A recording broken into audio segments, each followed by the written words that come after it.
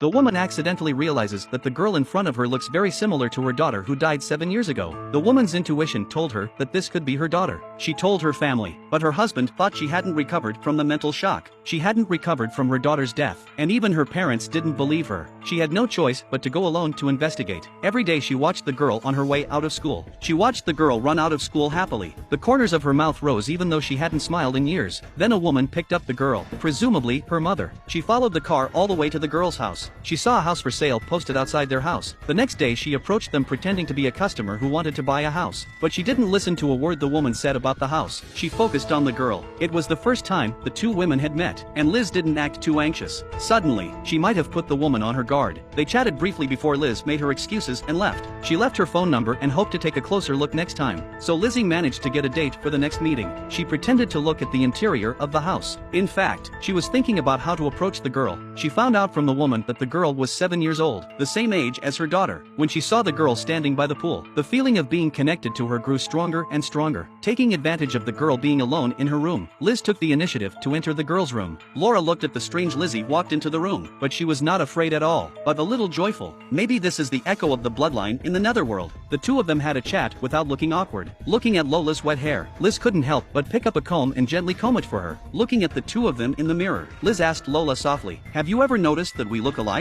Woman was shocked to realize that the girl in front of her looked very much like herself. The woman's sixth sense told her that this could be her daughter who had died 7 years ago. Lizzie couldn't stay here alone for too long without arousing suspicion. Having reached the first step of approaching Laura, Lizzie made her own excuses and left. Mary saw Lizzie leaving. Mary saw that Lizzie was leaving, and since they were in a hurry to sell the house, she asked Lizzie to go ice skating with her on Wednesday. This gave Lizzie a second chance. Lizzie took the plunge and said yes. Mary wanted to sell the house, but she didn't realize that Lizzie wasn't here to buy it. Soon it was Wednesday and they met at the rink. While Mary was answering the phone, Lizzie took the initiative to skate with Laura. She was afraid that someone might bump into her. Liz was always there to protect her and held her hand to show her how to skate. Seeing that Mary didn't notice them, Lizzie became more daring. She felt the warmth of Lola's face and was as happy as a child. But then a man came out of nowhere. Lola was knocked off her feet. Lola!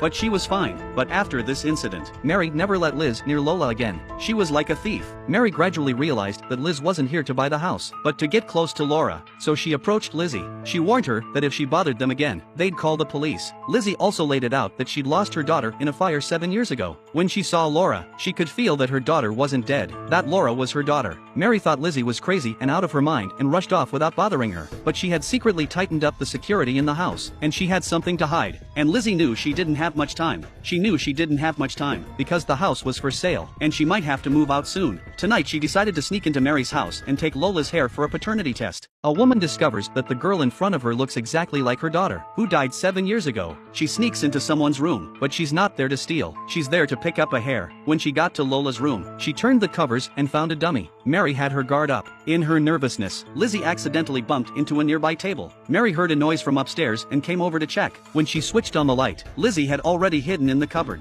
Mary didn't think Lizzie would be so bold as to hide in her house. She didn't see anything strange in the room, so she turned around and left. But Lizzie hid in the cupboard until dawn, using it as a bed. She was willing to go to great lengths to find her daughter. When she woke up, she searched Lola's bed to see if she could find any of Lola's hair. The room was clean and there wasn't a single broken hair. Luckily, she found Lola's usual comb. She hurriedly slipped it into her bag, but as she was leaving, something happened. Mary was about to take a shower when she spotted Liz in the mirror. Seeing Lizzie trying to run, she quickly ran over to her and pinned Lizzie against the wall. The force was so great that it shattered the glass in the wall, but Lizzie acted as if nothing had happened. All she wanted to do was take her hair and get a paternity test. Even if Mary tackled her and put her hands on the glass, she'd crawl out. Mary suddenly put the broken glass against Lizzie's throat. What Lizzie's doing is trespassing. Even if Mary had hurt her, she'd still be legally defensible. Mary threatened Lizzie to get out of their lives and never show up again. But Lizzie didn't flinch at the threat of death. If she couldn't get her daughter back, what was the difference between living and dying? Mary didn't expect Liz to be so tough. You have no idea what it's like to lose a child. To spend every day missing a piece of yourself. I can't even go on a date. I can't laugh. I can't sleep. I can't eat. She was touched by Liz's persistence. Mary finally admitted that she saved Lola from the fire and that she wasn't her own daughter. The fire took her daughter's life. She saw Lola dying and saved her. Her husband didn't know. She begged Liz not to tell him, but their conversation was overheard by her husband and Laura. Gray looked at Mary and was angry. He was so angry with Mary that he couldn't bear to say anything. He couldn't bear to say anything, but he left without saying a word. Every child is a piece of the mother's flesh. Liz never gave up on her child. In the end, Lola was taken home by Liz and the separated family was finally reunited.